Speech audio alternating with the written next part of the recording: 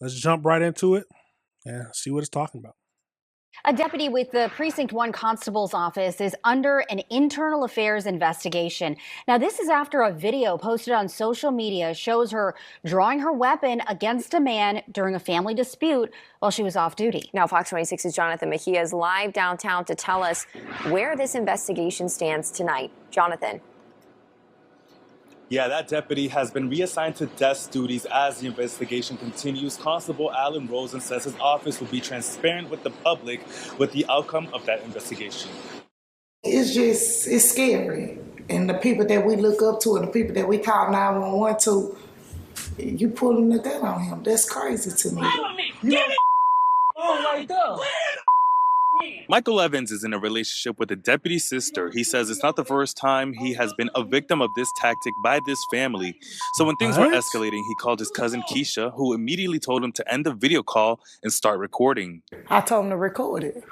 But at that time, she was already chasing him with the window down with a gun out the window. So it wasn't she just was chasing behind him. She literally followed him, went in circles until he just pulled over, which is crazy. Fox 26 reached out to Precinct 1 for a statement on this incident, and they said, quote, "What we understand at this point is that this was a family dispute that involved our off-duty deputy. She has been reassigned to desk duty pending the outcome of an internal affairs investigation. The public can be assured that an investigation is underway, and we will be transparent with the outcome." Do you feel like that's adequate response from the constable's office? No, I don't.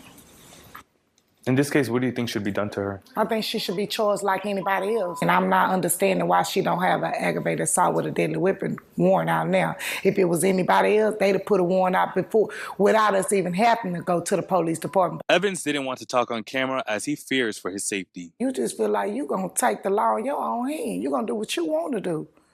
But because you got a uniform, you feel like it's okay. But the uniform and the badge don't make you do things to people like that. Because what if the gun would have accident went off? Then what y'all would have did? She ain't have her hand on a trigger. This is the second viral incident that involves a Harris County deputy. Now, both incidents remain under investigation. Reporting live in downtown.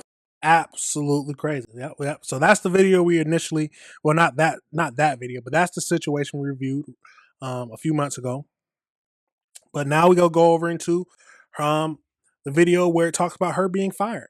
Now, the sister, I can't think that was the sister of the man who had the gun pointed at him, said that if it happened to anybody else, or if it was involved anybody else, they would have immediately already been arrested. I can see that. I don't know why it took so long for the investigation, or why she was still on desk duty and not on administrative leave, but that was their decision. But let's get over into this next video and see. We begin with a Harris County Precinct 1 deputy who was fired after being caught on camera pointing her gun at a man during a family dispute. Tonight, that man is sharing his story with Fox 26's Abigail Dye, including new audio recorded moments before the viral video started rolling. You've probably seen this video. Now, former Precinct 1 deputy Brittany Brown is seen in uniform, off duty, pointing her weapon at Michael Evans. Because she literally pulled me over in a regular car with a firearm. She just jumped out the car at that point, ran around to my driver's door and planted the gun in my face. She's using her service pistol in her uniform to bully and oppress me. Before this, Evans says he got in an argument with his then fiance, who is Brown's sister. He says he took his fiance's phone and drove off. And you said you did take the phone? I just took the phone, which I bought. So I was going to bring it back to her. I wasn't going to keep her phone. I didn't need it. I just needed that problem to come to a halt and let's talk. Not long after this happened, Evans says before he hit record, he called his sister, who recently found out that the call captured more audio of the incident. She didn't answer, so I ended up on answer machine. Anything I do is justify. I want to phone.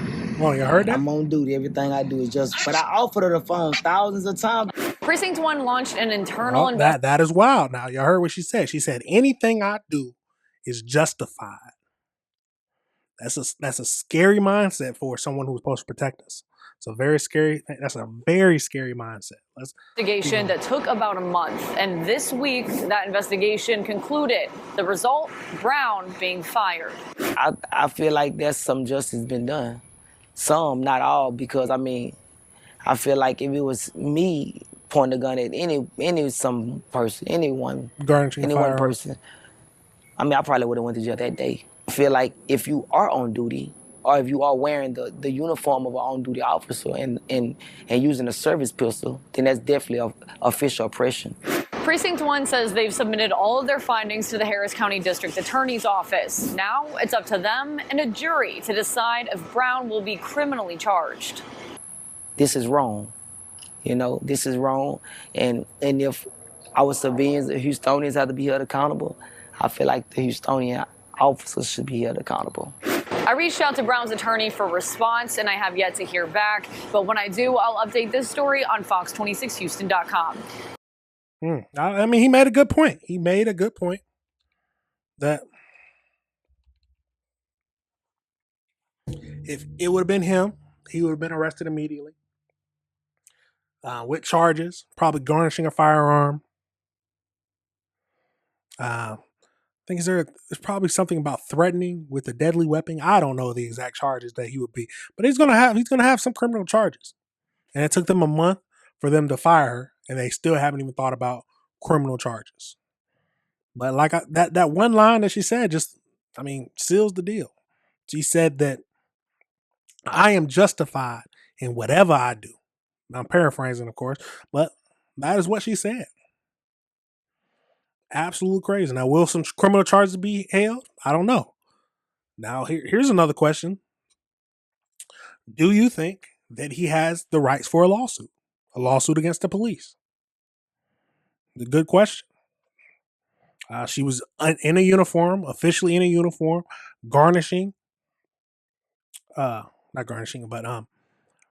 showing her service weapon.